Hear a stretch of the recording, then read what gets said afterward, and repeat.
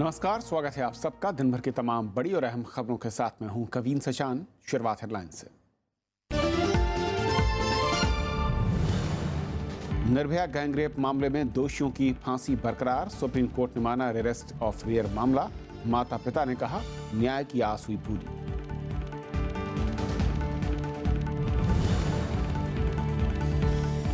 प्रधानमंत्री से मिले जम्मू कश्मीर के राज्यपाल, घाटी में शांति उपायों पर चर्चा। भारत पाकिस्तान में बढ़ते तनाव पर संयुक्त राष्ट्र चिंतित।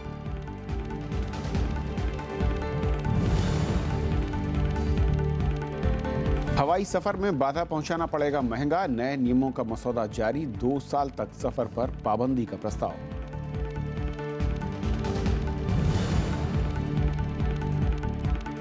डूबे कर्ज पर अध्यादेश को राष्ट्रपति की मंजूरी। आरबीआई को व्यापक अधिकार। वित्त मंत्री ने बैंकों की अच्छी माली हालत को बताया जरूरी।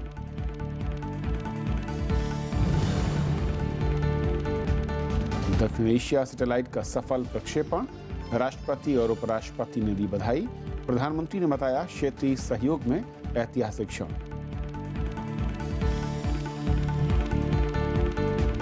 और आइए देखते हैं पहली खबर।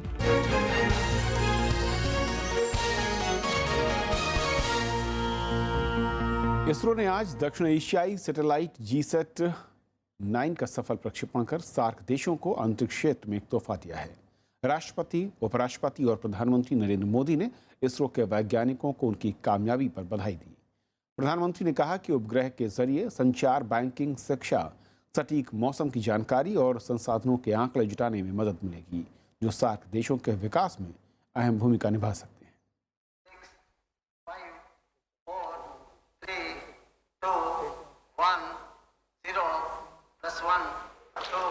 श्रीहरिकोटा के सतीश धवन अंतरिक्ष केंद्र से GSLV F9 रॉकेट ने आसमान में उड़ान भरी। उसके कुछ देर बाद ही उसने GSAT-9 को उसकी तय कक्षा में स्थापित कर सार्क देशों को एक तोहफा दिया। The satellite operations and control will be carried out from our master control facility Hassan, and in the coming few weeks the satellite will reach its destination. प्रधानमंत्री नरेंद्र मोदी ने दक्षिण एशियाई सैटेलाइट के सफल प्रक्षेपण को ऐतिहासिक क्षण बताया और इसरो की टीम को उनकी इस कामयाबी की बधाई दी। उन्होंने कहा कि इससे सार्क देशों के विकास में मिलेगी।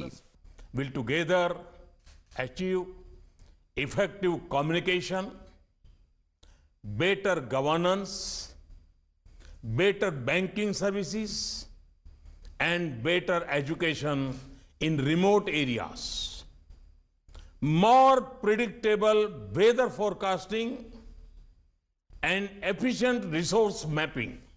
इस ऐतिहासिक क्षण में बांग्लादेश, श्रीलंका, भूटान, नेपाल, मालदीव और अफगानिस्तान के शासनाध्यक्ष भी वीडियो कॉन्फ्रेंसिंग के जरिए जुड़े थे। उन्होंने इसे क्षेत्रीय सहयोग की नई मिसाल बताया। The world should notice South Asia has taken a giant step today towards regional cooperation, and our citizens will be much better together. The betterment of the people of South Asian region depends on fruitful engagement in various fields of cooperation between the countries of this region. The launching of this satellite signifies India's neighborhood first policy and the vision and commitment of Prime Minister Modi towards the development and prosperity of the South Asia region. दक्षिण एशियाई satellite का वजन 2230 kilo है। इसमें 12 Q band के transporter लगे हैं। इस पर 235 करोड़ रुपए का खर्च आया है। उपग्रह 12 साल तक सेवाएं देगा। इससे टेली कम्युनिकेशन, आपदा प्रबंधन, DTH, टेली एजुकेशन और टेली मेडिसिन जैसे क्षेत्रों में सेवाएं मिलेंगी। ये उपग्रह पड़ोसी देशों के साथ अंतरिक्ष के क्षेत्र में सहयोग बढ़ाने की दिशा में एक अहम कदम है। इसका फायदा पड़ोसी देशों बांग्लादेश, श्रीलंका, भूटान, नेपाल, मालदीव और अफगानिस्तान को मिलेगा।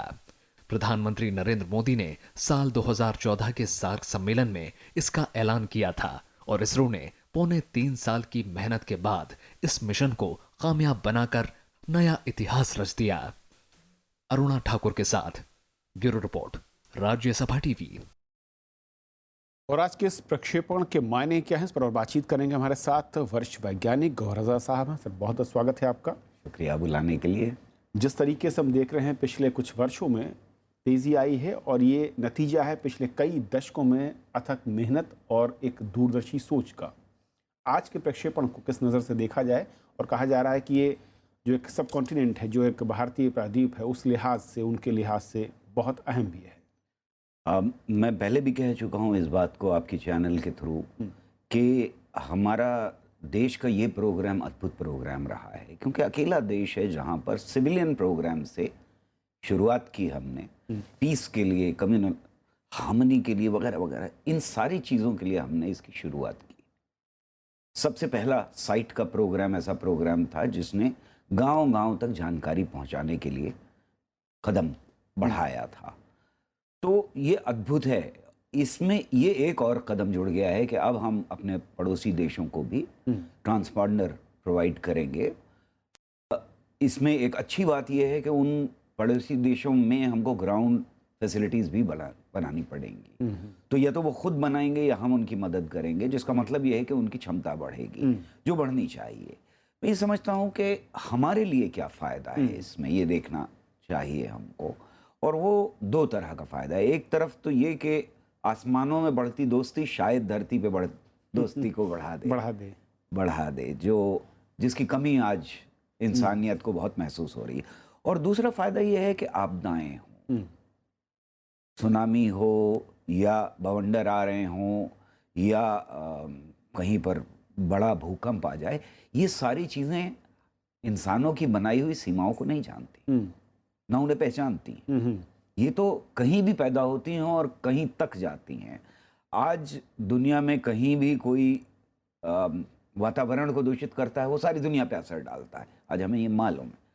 तो हमारे देश का भी हित है इसमें। ऐसा नहीं है कि हम बड़े सिर्फ उदारवादी हैं और उसकी वजह से कर रहे हैं। उदारवादी होना ही चाहिए, इसलिए होना चाहिए कि साइंस एंड टेक्नोलॉजी भी देश की सीमाओं को नहीं जानती। जब हम कोई ऐसा कदम बढ़ाते हैं जिसमें और लोग भी शामिल हों, तो वो पूरी मानवता के लिए होता है।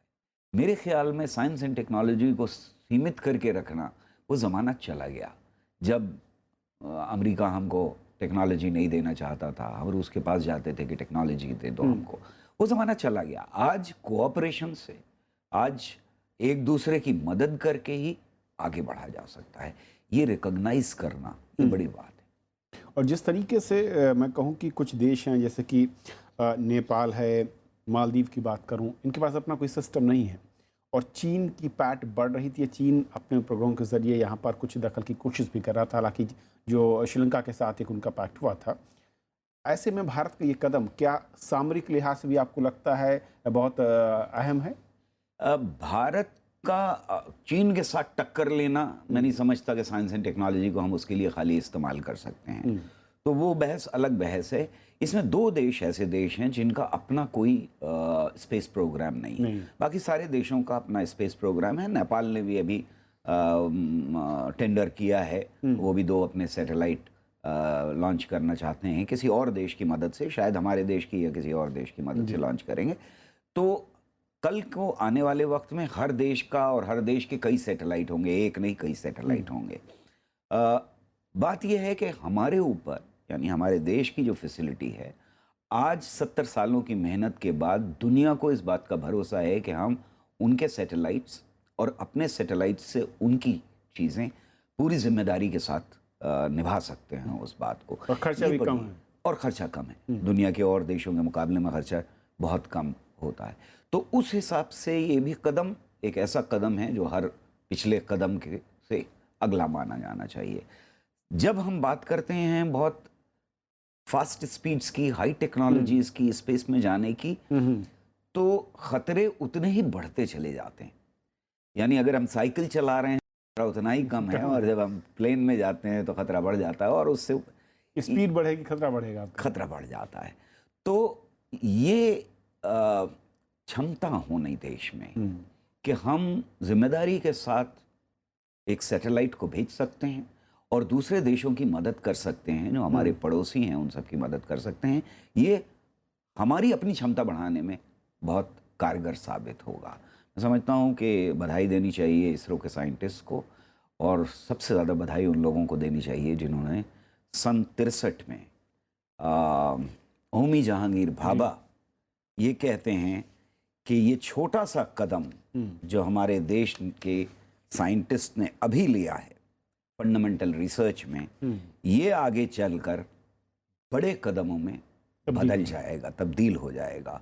और उन्हें पूरा यकीन है कि जिस तरह से न्यूक्लियर टेक्नोलॉजी में देश आगे बढ़ा है, वो स्पेस टेक्नोलॉजी में भी बढ़ जाएगा। और बेटरमेंट ऑफ फेलो बीइंग्स की बात कर रहे हैं, यानी अपने साथियों के, इंसानों की, आम शहरी की बात हो रही है। ये 1963 में सोचना, जब दुनिया में रस्साकशी चल रही है, जब कोल्ड वॉर चल रही है, जब हर एक में होड़ लगी हुई है, हमारे साइंटिस्ट उस वक्त के विजनरीज कह रहे हैं कि हम अमन, चैन, शांति, इसके लिए अपने इस प्रोग्राम को आगे बढ़ा रहे हैं। और उन्हें यकीन है कि हमारे देशवासी चमत्कार करके दिखाएंगे।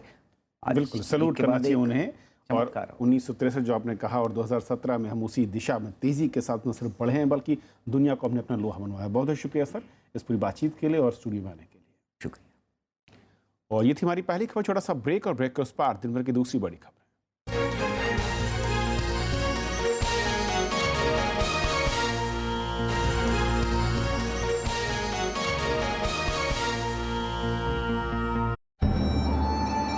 मैं भी भारत का ये सफ़र लेकर आजकल हम नागालैंड में हैं और आज हम पहुंचे हैं मोकोकचुंग ज़िले में। मोकोकचुंग ज़िले को आव आदिवासियों का घर माना जाता है। आव आदिवासियों की जीविका आज भी खेती किसानी से ही चलती है। आव आदिवासियों की सामाजिक, प्रशासनिक और न्यायिक व्यवस्था अभी भी परंपरागत नियम और कानूनों के हिसाब से चलती है। कल जैसे एक आदमी मर गया, दो मर गया। हम लोग का क्रिश्चियन का धर्म का नेम से उनको ऐसे माफ कर देता है।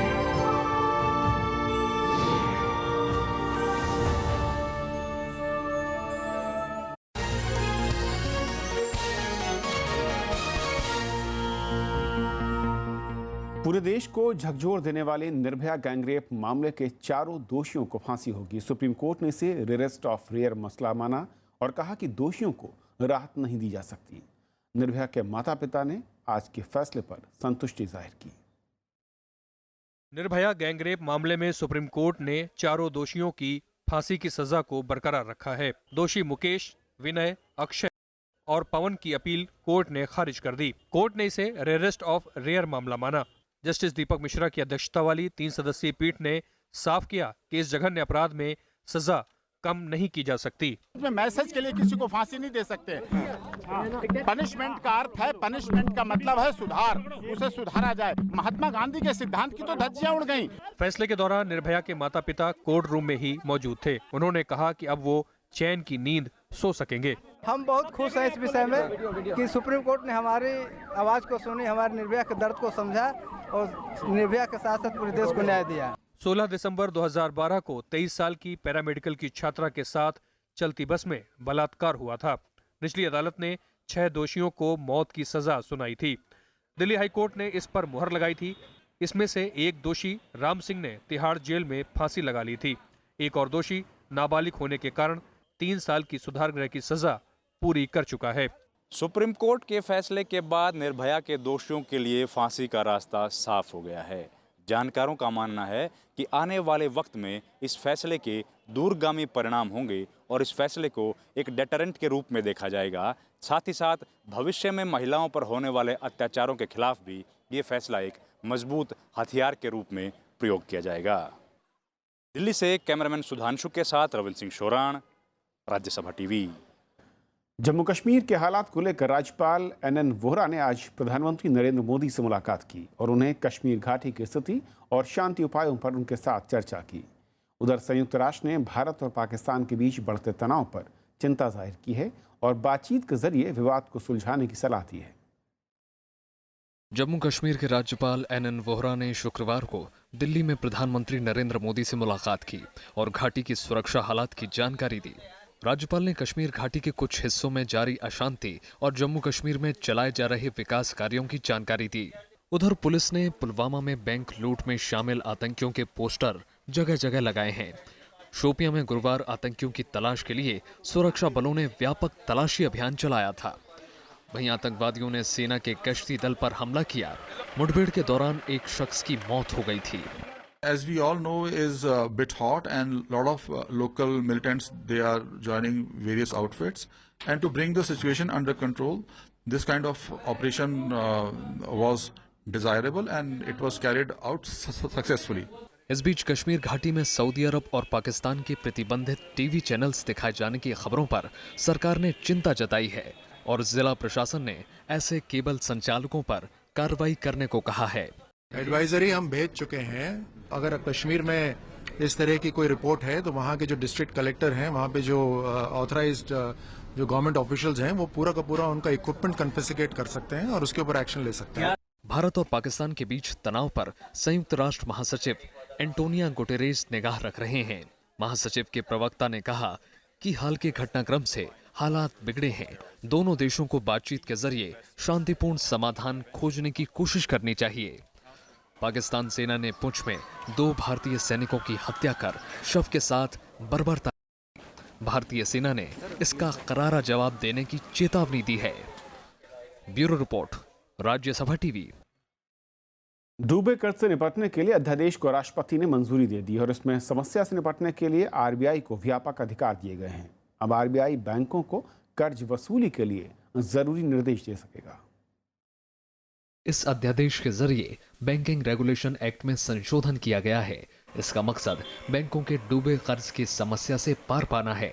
रिजर्व बैंक अब कर्ज वसूली नहीं होने की स्थिति में बैंकों को दिवाला प्रक्रिया शुरू करने का निर्देश दे सकेगा। साथ ही बैंकों को फंसी संपत्तियों के समाधान के लिए निर्देश जारी कर सकेगा।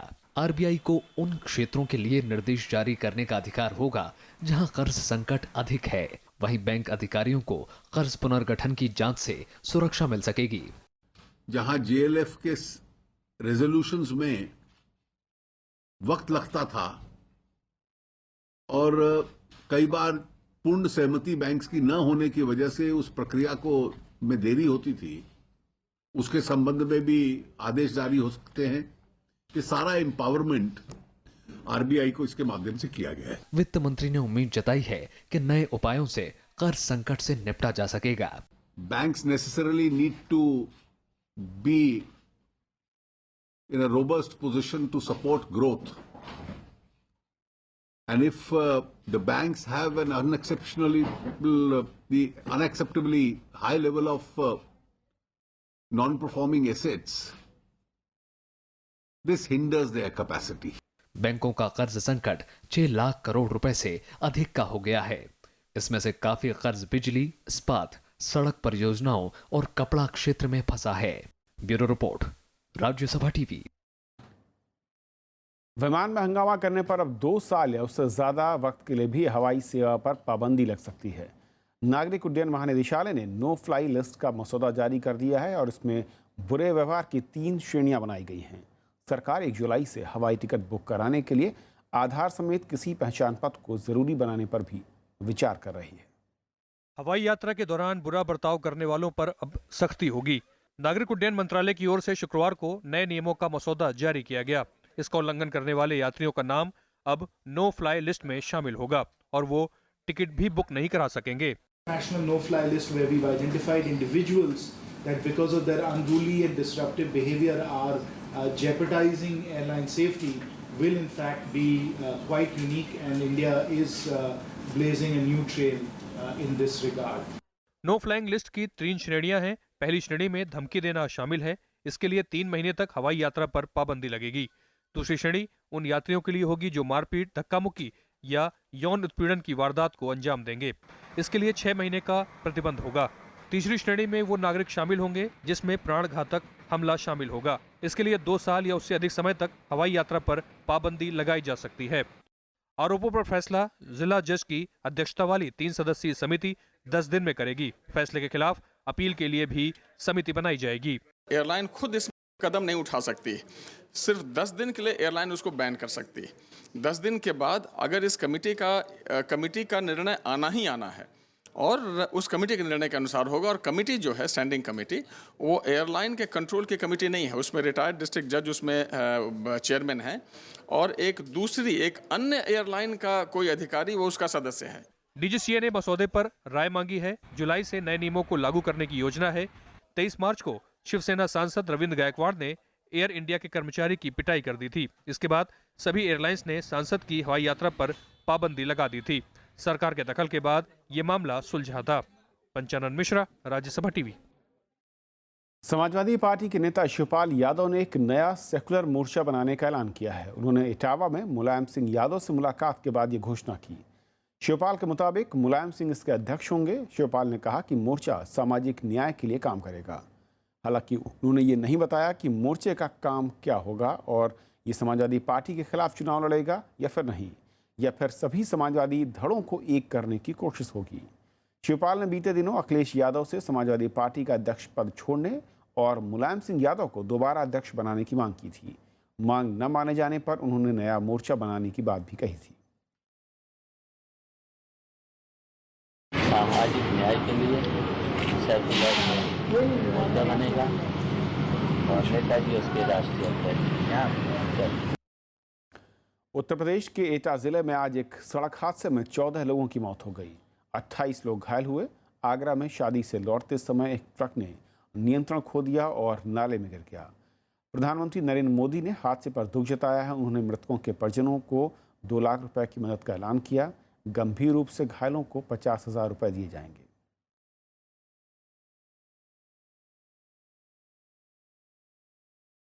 पाकिस्तान और अफगानिस्तान के बीच सीमा पार गोलीबारी के कारण तनाव बढ़ गया है। शुक्रवार को सीमा पर संदेहास्पद आवाजाही के चलते अफगानिस्तान के सीमा सुरक्षा बलों ने गोलियां चलाईं, जिसकी वजह से पाकिस्तान के 9 लोग मारे गए और 45 लोग घायल हो गए।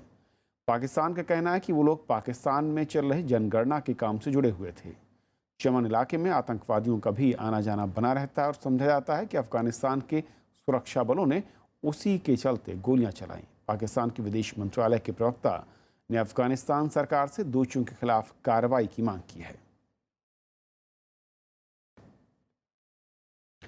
अमेरिका में ओबामा केयर को रद्द कर नया हेल्थ केयर बिल लाया गया है। नए बिल को प्रतिनिधि सभा में 213 के मुकाबले 217 मतों से पारित किया गया।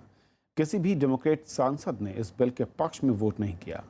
ट्रंप प्रशासन ने नए हेल्थ केयर बिल को ऐतिहासिक कदम बताया।